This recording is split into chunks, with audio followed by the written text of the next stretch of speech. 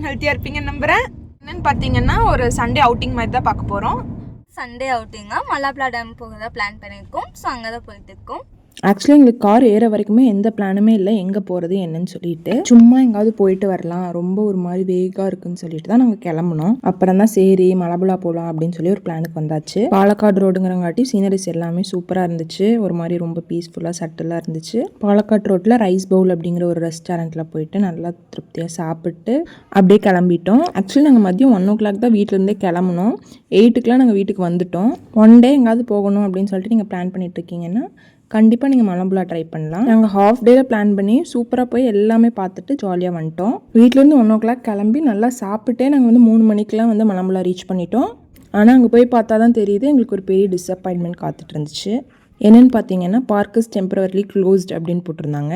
ஐயோ என்னடா வந்ததெல்லாம் வேஸ்ட்டாக போச்சா அப்படி தான் இருந்துச்சு எங்களுக்கு. அப்புறம் பார்த்தா பக்கத்தில் மங்கி நண்பர்கள்லாம் நிறைய பேர் இருந்தாங்க. அவங்களெல்லாம் நல்லா பார்த்துட்டு விளையாண்டுட்டு இருந்தோம். ஆக்சுவலி எங்களை பார்க்குள்ளேயே விடல. அந்த தொங்கும் பாலம் அப்புறம் போட்டிங் அந்த மாதிரி எதுக்குமே எங்களை அலோவ் பண்ணல. ஏன்னா பார்க் இஸ் அண்டர் கன்ஸ்ட்ரக்ஷன் அப்படின்னு சொல்லிட்டாங்க.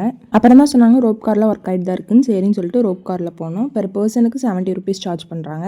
இதுவே கிட்ஸ் வந்து 110 centimeter கம்மியாக இருந்தாங்கன்னா அவங்களுக்கு எல்லாமே ஃப்ரீ, காம்ப்ளிமெண்ட்டே கூட்டிகிட்டு போய்க்கலாம். அப்புறம் நாங்களும் டிக்கெட் வாங்கிட்டு அப்படியே மேலே ஏறி போயிட்டு இருந்தோம். சூப்பராக இருந்துச்சு. வியூ மேலேருந்து பார்க்கும்போது பார்க்கோட வியூ எல்லாமே சூப்பராக இருந்துச்சு. 1.25 kilometer போயிட்டு வர்றதுக்கு 10 நிமிஷம் 70 சார்ஜ் பண்ணுறாங்க அப்படின்னா அது ஒர்த்து தான். டேமில் தண்ணி ஃபுல்லாக போயிட்டு இருந்துச்சு. ஒன்ஸ் நாங்கள் போயிருக்கும் போதெல்லாம் வந்து சுத்தமாக தண்ணியே இல்லை. பட் இப்போ தண்ணி செமையாக போயிட்டு இருந்துச்சு. ரொம்ப பயமாகவும் இல்லை, ரொம்ப மொக்கையாகவும் இல்லை. ஒரு மாதிரி நல்ல எக்ஸ்பீரியன்ஸாக இருந்துச்சு இது. அப்புறம் சரி போனதுக்கு ஒரு மாங்காயை வாங்கி சாப்பிடுவோன்னு சொல்லிட்டு மாங்காய் வாங்கி சாப்பிட்டு அப்படியே உட்காந்துருந்தோம். அதாவது டேமுக்குள்ளே மேலே போய் பார்க்குறக்கு ஒரு 30 சார்ஜ் பண்ணுறாங்க. கொஞ்ச நேரம் நல்லா பேசி சிரித்து விளையாண்டுட்டு நாங்களும் நிறைய ஃபோட்டோஸ்லாம் கிளிக் பண்ணிவிட்டு அப்படியே கீழே இறங்க ஸ்டார்ட் பண்ணிட்டோம்.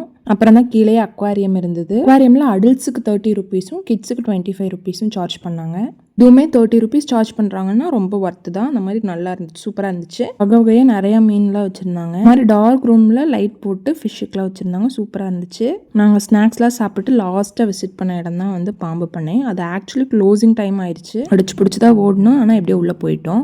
அங்கே போனால் சின்ன சின்ன பாம்பு, விஷம் இருக்கிறது விஷம் இல்லாததுன்னு எல்லா பாம்புமே இருந்தது. கட்டு விரியன், கொம்பேரி நாகம், சாரப்பாம்பு எல்லா பாம்புமே இருந்தது. எல்லாமே பார்த்துட்டு வந்துட்டோம். எல்லாம் பார்த்து முடிச்சதுக்கப்புறம் ஒரு 7 o'clock ஆயிடுச்சு. சரி நாளைக்கு ஸ்கூல் காலேஜ் எல்லாம் இருக்குது, கிளம்பலாம் அப்படின்னு சொல்லிட்டு நாங்களும் கிளம்பிட்டோம். 8க்குலாம் வீட்டுக்கு போயிட்டோம். ஹோப் என் வீடியோ பிடிச்சிருக்குன்னு நினைக்கிறேன். தேங்க்யூ.